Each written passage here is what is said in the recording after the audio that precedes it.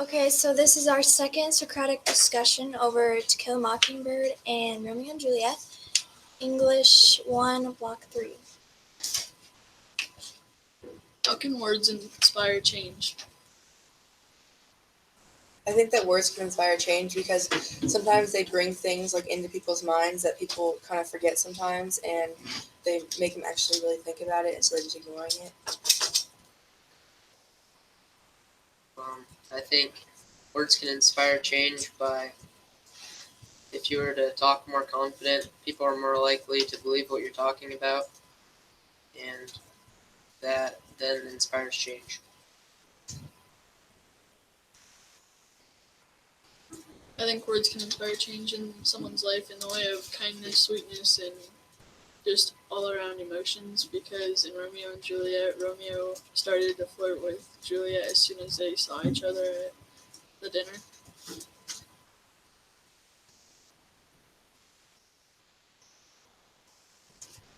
I think that from some evidence from To Kill a Mockingbird was when Atticus, during a trial, he used his words to make the entire town sort of rethink what their opinions were and what they thought was normal, and maybe they started to question it and think that maybe it wasn't right and maybe it was wrong.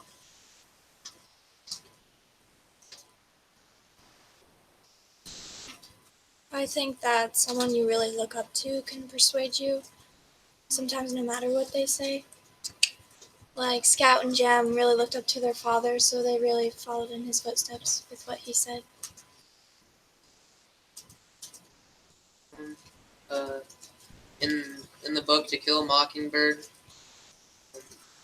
there was a main point that I thought inspired change, and that's when the black man,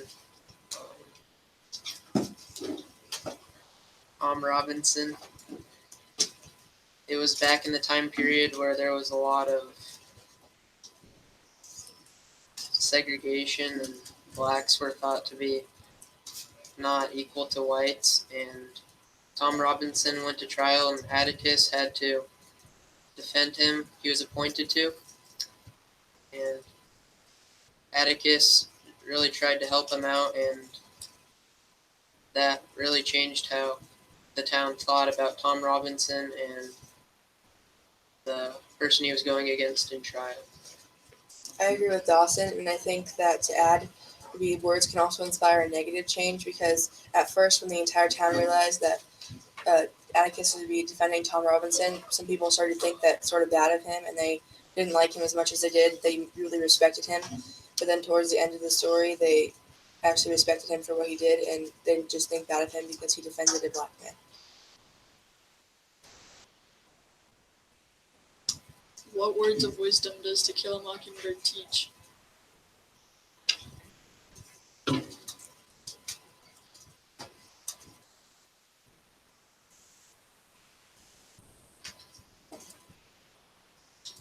I think that To Kill a Mockingbird teaches that sometimes things that you think is normal, you think that they're always right, but sometimes it's not always right, and what you're actually doing is wrong, even though you've been taught your entire life that it's not right, that it is right. I had that one of the words. It was a quote from that Atticus said. He said, "You never really understand a person until you consider things from his point of view, until you climb into his skin and walk around in it, and really you don't know what people go through until you live their life." A direct quote that I had from To Kill a Mockingbird was, shoot all the blue jays you want if you can hit them, but remember it's a sin to kill a mockingbird. And what that means is, if other people aren't doing anything wrong to you, then you shouldn't do anything wrong back to them. So mockingbirds don't do anything wrong to us, so why should we shoot them? I agree with Dawson because in To Kill a Mockingbird, Tom Robinson didn't hurt Maya Ewell, but he was blamed for it even though he wasn't the one that did it.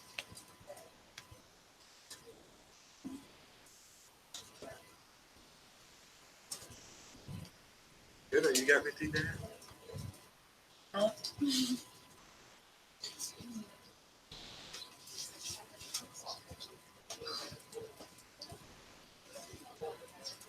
What do you think, Whitney? I thought that Atticus had lots of inspiring words that help when people realize what Tom Robinson did do. What are your thoughts, CJ? Much the same as Dawson's view. Because I agree with Atticus's quotes that he says, such as shoot all the blue jays you want if you can hit them, but remember it's the same film Mockingbird. Do we determine our own destinies? If so, to what degree? If not, who or what does? Explain. I think we make our own decisions, and it determines how things go in life, along with what other people do to us will affect our lives. But you choose what you do, nothing is chosen for you. I believe that we don't choose our own destinies because your life could be amazing one second, but then the next second it could turn to bad. I believe what Jacob and CJ said, because we can control our own destinies to some extent, but there's also things that we can't control in our life. I think our parents should have some say in what they do. Why do you think that, Whitney?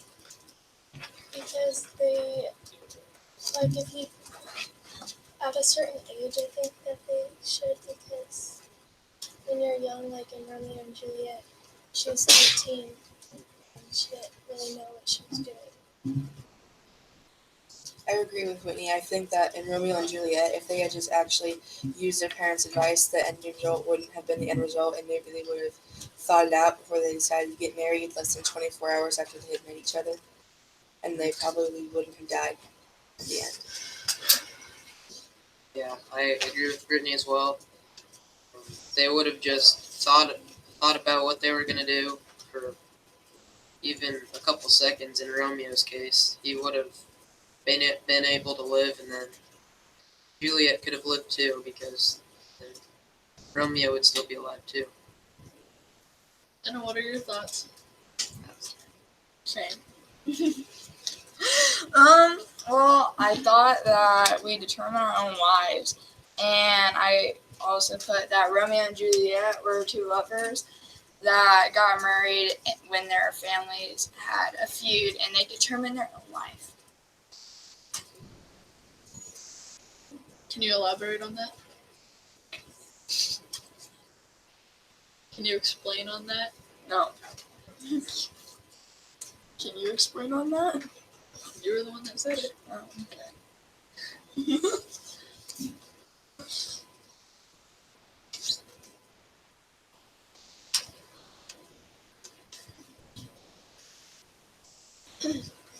I disagree with Jenna's idea because I think that whatever happens to us, it happens for a reason, and I think all the choices that we make are determined by a higher power, and I don't think we can change that. Yeah, I also agree with Lydia on that too. Because, well, I agree and disagree. I think that there are some things that are beyond our control, like many things, but there are some things that we control. If we live our lives the right way and do the right things, then good things will happen to us. But then some people who live their lives as good as they can, they do all the right things, bad things still happen to them. I agree with Dawson, because in the morning you can choose what you want for breakfast, but sometimes you can't control, like if somebody dies or something else horrible.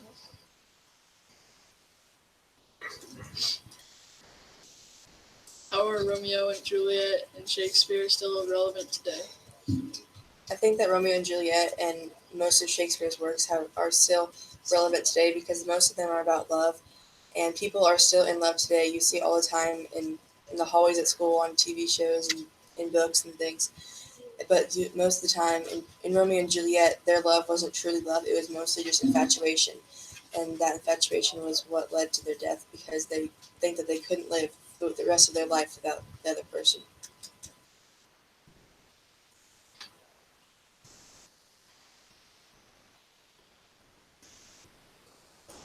I agree with Brittany's idea because if in school, you can see a lot of different couples just holding hands.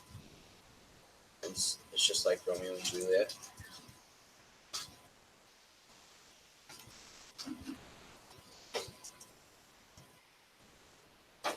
Can you elaborate on that?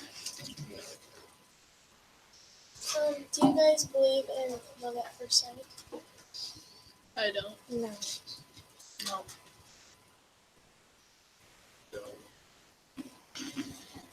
Why do you guys think that?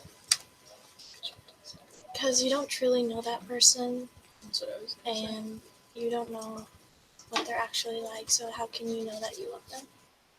I agree with Lydia because I think that you can think that somebody would be a good match for you, but you don't really know them. They could be not a very good person at all, and they could be the total opposite of you. What are your thoughts, Dawson? I think that teens today act similarly to the teens back then. Because just like in Romeo and Juliet, teens today, our brains aren't fully developed and we make decisions before we fully think them through. And Romeo and Juliet took their own lives without a thought about what would happen when they did it or anything.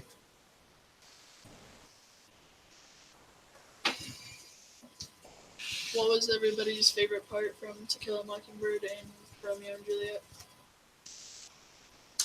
Can you repeat that? What were your favorite parts from To Kill a Mockingbird and Romeo and Juliet?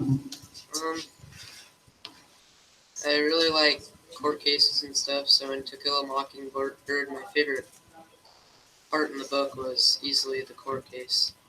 I really enjoyed that part. And then in Romeo and Juliet,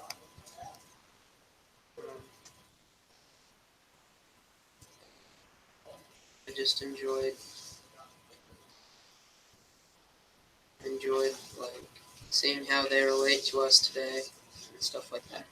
I agree with Dawson in To Kill a Mockingbird because Atticus got paired up with Tom Robinson. Like, he didn't care what skin color he was, what ethnicity he was. He just wanted to defend him.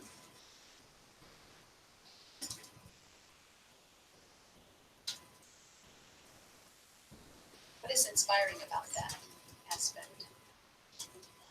It shows that one person can change how people view other people.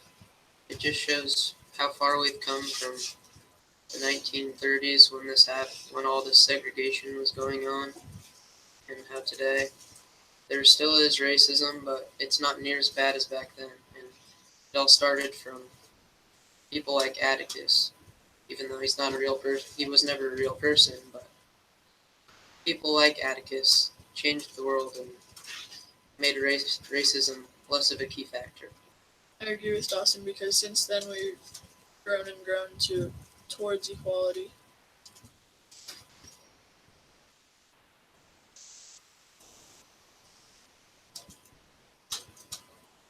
What are your thoughts, Lee? Well, in To Kill a Mockingbird, I just love the overall character of Atticus because he was so inspiring and he always treated people with respect no matter their social class or anything.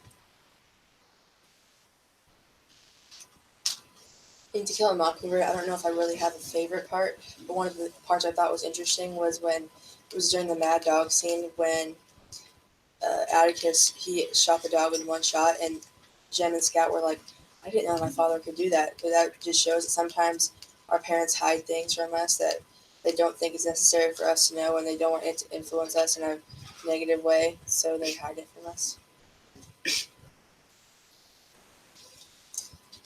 I'm gonna wrap you up there. Good job, guys. Awesome. All right. Before you leave, outside circle, let's celebrate. What did the inside circle do well? And Brittany. Used lots of Yeah, we had more evidence, I think, in that, and that deepens the conversation and our understanding. Good. Michael, what were you gonna say? They had lots of thoughts and ideas that they built upon each other. Okay, the more examples you use, the more connections you can make to them, right? They are building blocks. Good. What else? I think. Like all brain, like some were agreeing, some were disagreeing. We had some divergent opinions that we were able to share and exchange. Good. What else? So like something that I would is like this since Dawson quoted it, the Mockingbird quote, that it shouldn't be quoted against. We've already heard it. Oh, do you all agree with that, or that you can only use one quote once? No, because it shows that other people agree with what you would do. Okay, Or you can use that quote as evidence against it. against it, yeah, or a different claim, right, right. And oftentimes, especially in these classic texts, those famous quotes really do support many different thoughts and opinions, and they are threads through which our author has woven their theme, or themes, I should say. Joseph? But also recommend that you talk more. You need to have people like need to have more responses to people instead of just laying down. Okay, so how do we get around that?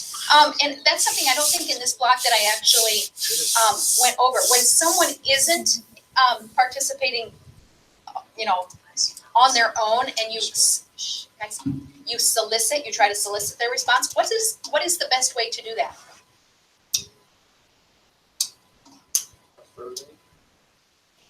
Okay. Asking the question or trying to incorporate. Okay, asking, do you mean a specific question? Just kind of a general question. Okay, what about, do you have anything to say? Is that a general question you'd want to ask? No, because what's the easy answer there? Nope. No. So, right, asking a specific question, Whitney? Open-ended, yeah, good. Another thing, I heard a lot of agreeing, and I recommend we get more responses and thoughts instead of agreeing so much and then not talking.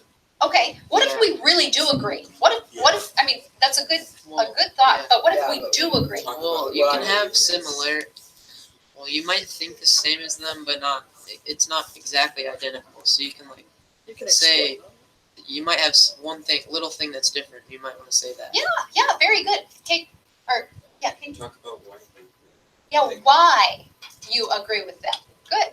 But what I meant by that is people agreeing and then not talking. Oh, yes, right, with the just I agree versus I agree because.